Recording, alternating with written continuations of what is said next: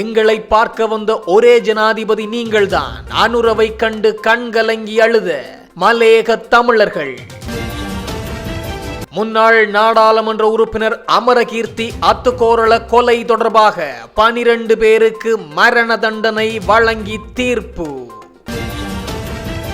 அல்லைப்பிட்டி துப்பாக்கிச் சூட்டு சம்பவம். உயிரிழந்த சிறுவனின் உறவினர்கள் போலீசாருடன் முரண்பாடு. வீதியில் இடம்பெற்ற ஆர்ப்பாட்டம்.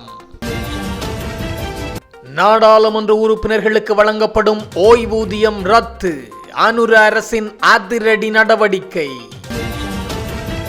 இலங்கைக்கு பயணம் மேற்கொண்டுள்ள ஐரோப்பிய ஒன்றிய பிரதிநிதிகளுடன் தனியே சென்று சந்தித்த சுமந்திரன் மற்றும் சாணக்கியன். எழுந்துள்ள விமர்சனம்.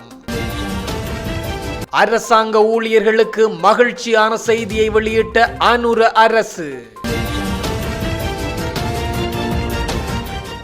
எங்களை பார்க்க வந்த ஒரே ஜனாதிபதி நீங்கள்தான் என பெருந்தோட்ட மக்கள் தங்களது நிகழ்ச்சியை ஜனாதிபதி அனுரகுமார திசாநாயக்கவிடம் தெரிவித்துள்ளனர்.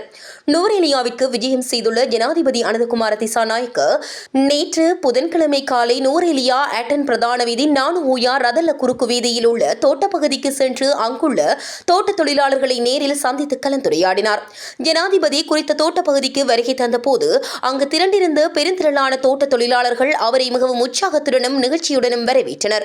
தமக்கான சம்பளத்தை அதிகரித்தமைக்காக இதன்போது தொழிலாளர்கள் ஜனாதிபதிக்கு தமது நன்றிகளை தெரிவித்துக் கொண்டனர்.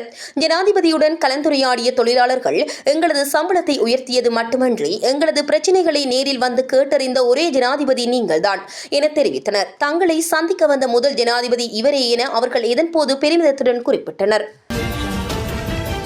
முன்னாள் நாடாளுமன்ற உறுப்பினர் அமரகீர்த்தி அத்துக்கோரள மற்றும் அவரது மெய்ப்பாதுகாவலர் படுகொலை செய்யப்பட்ட சம்பவம் தொடர்பில் குற்றவாளிகளாக இனங்காணப்பட்ட 12 பிரதிவாதிகளுக்கு மரண தண்டனை விதித்து தீர்ப்பளிக்கப்பட்டுள்ளது. கம்பஹா நிரந்தர மூவரடங்கிய மேல் நீதிமன்ற நீதிபதிகள் குழாம் இன்று இந்த தீர்ப்பை அறிவித்துள்ளது. வழக்கின் தீர்ப்புக்காக பிரதிவாதிகள் அனைவரும் இன்று கம்பஹா நிரந்தர மூவரடங்கிய மேல் நீதிமன்றத்திற்கு அழைத்து வரப்பட்ட நிலையில் இந்த உத்தரவு பிறப்பிக்கப்பட்டுள்ளது. கடந்த 2022 ஆண்டு மே மாதம் 9ஆம் தேதி நாட்டில் இடம்பெற்ற வன்முறைகளின் போது நெட்டம்புவ பிரதேசத்தில் வைத்து மேற்கொள்ளப்பட்ட தாக்குதலில் அப்போதைய நாடாளுமன்ற உறுப்பினர் அமரகீர்த்தி அத்துக்கோரள மற்றும் அவரது மெய்ப்பாதுகாவலர் ஆகியோர் அடித்துக் கொலை செய்யப்பட்டனர்.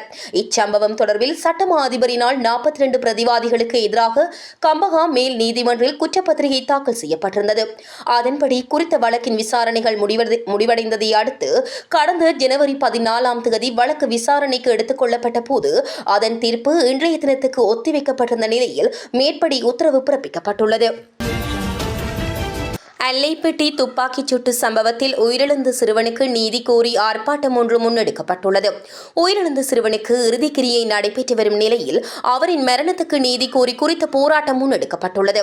சிறுவனின் இறுதிக்கிரியைகள் இன்றைய தினம் வட்டுக்கோட்டை சித்தங்கேணியில் உள்ள அவரது இல்லத்தில் நடைபெற்றது.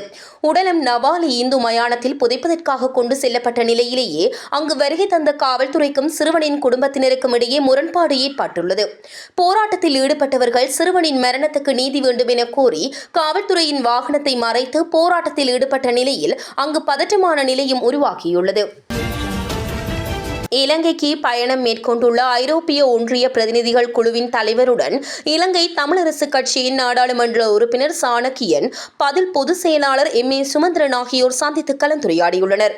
ஐரோப்பிய ஒன்றியத்தின் ஆசிய பசிபிக் பிராந்திய பதில் முகாமைத்துவ பணிப்பாளர் பவுலா பம்பலோனி மற்றும் ஐரோப்பிய ஒன்றியத்தின் இலங்கைக்கான குழுவின் தலைவர் கார்மின் மொரோனா ஆகியோருடன் இவர்கள் இருவரும் சந்தித்து கலந்துரையாடினர். இன்று காலை இடம்பெற்ற இந்த சந்திப்பின் போது பயங்கரவாத தடை சட்டத்தை நீக்குதல், பயங்கரவாத தடை சட்டத்திலிருந்து அரசை பாதுகாப்பும் சட்டத்தை கொண்டு வருவதற்கான எதிர்ப்பு, மாகாண சபை தேர்தல் உள்ளிட்ட பல்வேறு விடயங்கள் குறித்தும் பேசப்பட்டதாக MA சுமந்திரன் தெரிவித்துள்ளார்.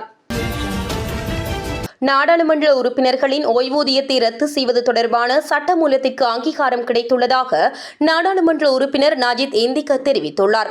அரசு நிர்வாகம், நீதி மற்றும் சிவில் பாதுகாப்பு தொடர்பான ஆலோசனை குழுவின் கூட்டத்தில் இந்த சட்டமூலம் ஏகமனதாக நிறைவேற்றப்பட்டதாக அதன் தலைவர் நாஜித் ஏந்திக்க குறிப்பிட்டுள்ளார். அரசு நிர்வாகம், நீதி மற்றும் சிவில் பாதுகாப்பு தொடர்பான ஆலோசனை குழுவில் நாடாளுமன்ற உறுப்பினர்களின் ஓய்வூதியத்தை ரத்து செய்வது தொடர்பான சட்டமூலம் ஏகமனதாக அங்கீகரிக்கப்பட்டது. வளமான தேசம், அழகான வாழ்க்கை கொள்கை பிரகடனத்தில் நாம் முன்வைத்த ஒரு முக்கிய விடயமே. சில வருடங்கள் நாடாளுமன்றத்தில் பதவி வகித்த பின்னர் நாடாளுமன்ற உறுப்பினர்கள் பெற்றுக்கொள்ளும் இந்த ஓய்வூதிய முறையை ரத்து செய்வதாகும். இதன்படி தற்போது நடைமுறையில் உள்ள 1977ஆம் ஆண்டின் 1ஆம் இலக்க நாடாளுமன்ற உறுப்பினர் ஓய்வூதிய சட்டமானது இந்த புதிய சட்டத்தினூடாக இல்லாதொழிக்கப்படும். அடுத்த வாரம் நாடாளுமன்றத்தில் இது நிறைவேற்றப்பட்டதன் பின்னர் நாடாளுமன்ற உறுப்பினர்களுக்கு எவ்வித ஓய்வூதியமும் கிடைக்காது. அதன் பின்னர் அரசியலை ஒரு மக்கள் சேவையாக மாத்திரம் முன்னெடுத்துச் செல்ல சந்தர்ப்பம் கிடைக்கும். அரசியல் கலாச்சார ரீதியாகவும் தேர்தலுக்கு முன்னர் நாம் வழங்கிய வாக்குறுதிகள் ரீதியாகவும் இது மிகவும் முக்கியமானது ஒரு படியாகும் என நாம் கருதுகின்றோம். இவ்வாறான செயற்பாடுகளூடாக நாம் எத்தகைய பாதையில் பயணிக்கிறோம் மற்றும் நாட்டை எவ்வாறு முன்னோக்கி கொண்டு செல்கின்றோம் என்பது குறித்த உறுதியான செய்தியை மக்களுக்கு வழங்க முடியும் என நாங்கள் நம்புகின்றோம் என்றார். 2027ஆம் ஆண்டில் 3வது சம்பள உயர்வு வழங்கப்பட உள்ளதால் அதன் பின்னர் அரசு சேவையின் ஏனைய கொடுப்பனவுகளையும் வழங்குவது தொடர்பில் கவனம் செலுத்தப்படும் என ஜனாதிபதி அனுரகுமார திசாநாயக்க தெரிவித்துள்ளார். முழு நாடுமே ஒன்றாக தேசிய வேலை திட்டத்தின் கீழ் நுவரெலியாவில் இடம்பெற்ற நிகழ்ச்சியில் உரையாற்றும் போதே ஜனாதிபதி இதனை குறிப்பிட்டுள்ளார்.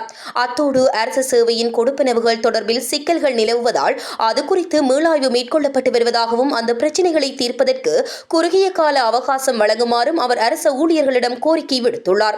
இதேவேளை அரசு ஊழியர்களுக்கு திருப்திகரமான வாழ்க்கையை பெற்றுக் கொடுக்க தேவையான அனைத்து நடவடிக்கைகளையும் முன்னெடுத்து வருவதாகவும் ஜனாதிபதி அனுரகுமார திசாநாயக்க வலியுறுத்தியுள்ளார். மேலும் டிட்வா அனர்த்தம் தொடர்பில் கருத்து வெளியிட்ட ஜனாதிபதி அந்த அனர்த்தத்தினால் நாட்டுக்கு ஏற்பட்ட பாதிப்பில் இருந்து மீள்வதற்காக திரைசேரியிலிருந்து 50,000 கோடி ரூபாய் நிதி ஒதுக்கப்பட்டுள்ளதாக தெரிவித்துள்ளார். அதற்காக எவ்வித பணமும் கடனாக பெறப்படவில்லை எனவும் எவ்வித பணமும் அச்சிடப்படவில்லை எனவும் ஜனாதிபதி சுட்டிக்காட்டியுள்ளார்.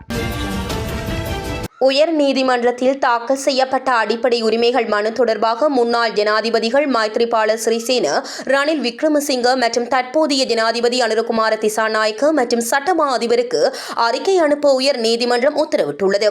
இந்த நாட்டில் பெண்கள் மற்றும் ஆண்கள் தங்கள் விருப்பப்படி அறுவை சிகிச்சை மூலம் தங்கள் பாலியல் அடையாளத்தை மாற்றிக்கொள்ள உதவும் முந்தைய மற்றும் தற்போதைய அரசாங்கங்களால் செயல்படுத்தப்பட்ட திட்டங்கள் மற்றும் சுற்றறிக்கைகள் சட்டவிரோதமானது என்று தீர்ப்பளிக்க கோரி தாக்கல் செய்யப்பட்ட மனுவை பரிசீலித்த பின்னர் மேற்படி உத்தரவு பிறப்பிக்கப்பட்டுள்ளது. இந்த மனுவை விமானப்படையின் ஓய்வு பெற்ற ஊனமுற்ற போர் வீரரான சாந்த ஜெயதிலகே என்பவர் தாக்கல் செய்துள்ளார். இதன்படி மனுவை தலைமை நீதிபதி பிரீத்தி பத்மன் சூரசேன, ஷிரான் குணரத்ன மற்றும் அசல வெங்கப்புலி ஆகியோர் அடங்கிய 3 பேர் கொண்ட உயர் நீதிமன்ற அமர்வு நேற்று பரிசீலித்துள்ளது. அதன்படி மனு ஜூலை 20ஆம் தேதி மீண்டும் பரிசீலிக்கப்படும் என்று தெரிவித்து ஒரு வாரத்திற்குள் பிரதிவாதிகளுக்கு அறிக்கை அனுப்ப நடவடிக்கை எடுக்குமாறு மனுதாரர்களுக்கு 3 பேர் கொண்ட அமர்வு உத்தரவிட்டது.